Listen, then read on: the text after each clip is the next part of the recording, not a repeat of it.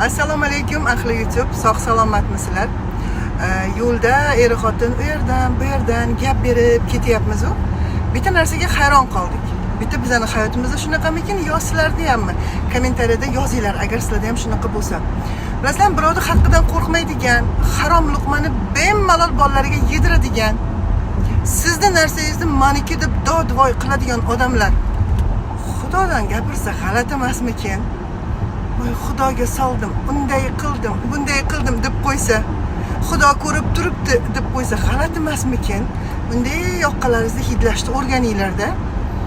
Odamlarga o'zi qilgan muomalani qilsang nimagadir juda xafa bo'lishadi, ha? O'rtoqlar, sizlarga qanaqa muomala qilayotgan bo'lsak, bu sizlarga javobimiz. Sizlarda qilgan muomalaringizga bizning javobimiz bo'ladi. Tushundingizlarmi? Bizdan xafa bo'lish yo'q. Xudo hammasini ko'rib turibdi. Sog' bo'lasizlar.